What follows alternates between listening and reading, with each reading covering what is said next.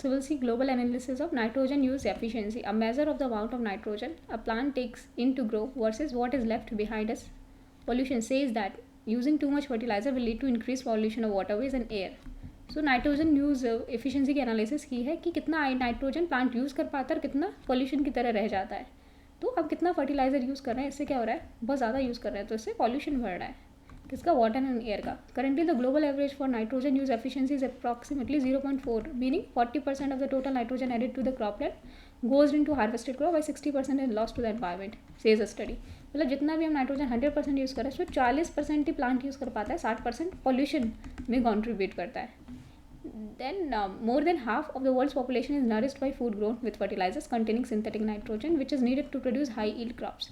तो हम ज़्यादातर जो भी क्रॉप्स हैं सिंथेटिक नाइट्रोजन यूज़ कर रहे हैं वहाँ पे to produce high yield crops. Plants take nitrogen they need to grow and the excess is left on the ground, water and air. तो जितनी ज़रूरत होती है प्लांट ले लेता है, बाकी ग्राउंड, वाटर एंड एयर में रह जाती है nitrogen. This results in the significant emission of Nitrox oxide which is a potent green house and ozone depleting gas. तो नाइट्रॉक्स ऑक्साइड जो निकल रह जाती है, जो प्लांट यूटिलाइज नहीं कर पाते उसके बाद, वो क्या है, it is a potent green house and ozone depleting gas and other forms of nitrogen pollution including eutrophication of lake. तो लेक्स का यूट्रोफिकेशन हो जाता है and rivers and contamination of river water. So these are the problem rising because of nitrogenous based fertilizers. So now which of the following statements best reflect the most logical and rational crucial message implied by the message. So हमें देखना है most logical, rational and crucial message. So as an enhanced efficiency of use of nitrogen is imperative for both food production and environment. तो yes, food production के लिए भी important है कि आप नाइट्रोजन की जो एफिशिएंसी बढ़ाओ, तो ये तो बिल्कुल करेक्ट है. Next, production of synthetic nitrogen fertiliser can not be stop at will adverse effect on global food security. So आप इसको ख़त्म नहीं कर सकते बिकॉज एडवर्स इफेक्ट आएगा. तो ये तो ऐसा कुछ नहीं लिखा हुआ है पूरे पैराग्राफ में.